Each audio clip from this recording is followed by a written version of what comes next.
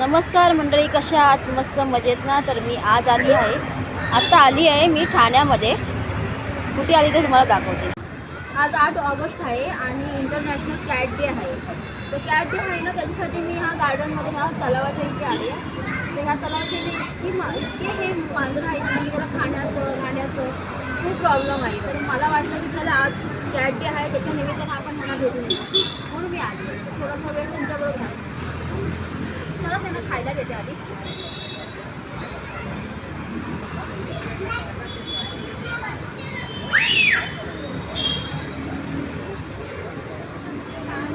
Video काढ.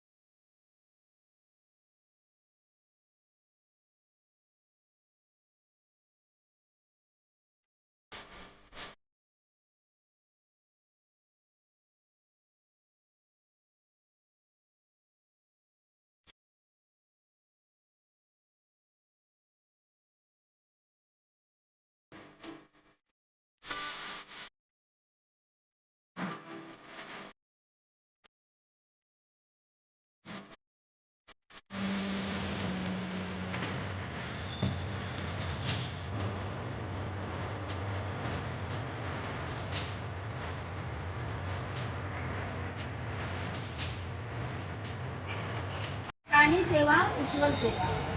प्राणी सेवा ईश्वर सेवा. पण इथे प्राणी सेवा करण्यासाठी पाठवलंय की त्यांना मरायला पाठवलंय. ह्या गार्डनमध्ये एवढी मांजरं आहेत. आज मी फक्त इथे फर्स्ट टाइम आली आहे. कॅट डे आहे म्हणून म्हटलं चला काहीतरी ह्यांच्यासाठी करूया आपण सेवा, म्हणून मी खायला घेऊन आली आहे. पण इथे आल्यानंतर इतकी बेकार परिस्थिती ह्या प्राण्यांची आहे. जसं लोकांना कळायला लागलं तसं लोक आणून छोटी छोटी पिल्लं 2-2 महिन्याची आणून इथे सोडलं. अरे हे काय घर आहे का? त्याला ट्रीटमेंटची गरज आहे. आज 2 मॅडम भेटल्या, त्या रोज त्यांना फीड करतात एक टाइम. जवळजवळ 1 लाख त्यांना खर्च आहे दिवसाला. एवढी मांजरं आहेत, त्यांना ट्रीटमेंट द्यायची. कोणाचा पाय बघा ना काय परिस्थिती आहे, व्हिडिओमध्ये तर दाखवलं. नको असं करू. पुढचा जन्म आपल्याला पण मिळणार आहे. आज तुम्ही जे करणार तुम्हाला ह्याच जन्मी भोगावं लागणार आहे. हे काय दिले साईबाबा सांगतायत, ओम साई ओम साई म्हणून तुम्ही ओरडताय, पण ते तुम्ही अंमलात आणता का?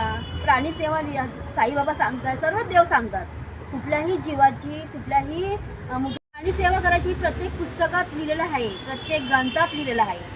पण आज ह्या इथे प्राण्यांची इतकी अवस्था, बिकट अवस्था लोकांनी केली आणून, हे चुकीचं आहे. पण मी सांगते ना, आज इथे लोक येतात, हळवतात, कशाला सोडलंय. पण एवढ्या लोकांचे किती तुम्ही शाप घेणार? लागणार ना, प्रत्येक लोकांचे शाप लागणार. का ह्या माणसाने इथे आणून सोडलं आणि ह्या माणसाने सोडलंय ना, ते खरोखर त्यांना यांची अशी अवस्था ना, त्याच्यापेक्षा बेकार त्यांची अवस्था होणार. म्हणजे ह्या जन्मी करा आणि ह्या जन्मी फेडा. नको असं करू. तुम्हाला नाही जमत ना तर पाळू दे नका, त्यांचं ऑपरेशन करा, काहीतरी करा ना.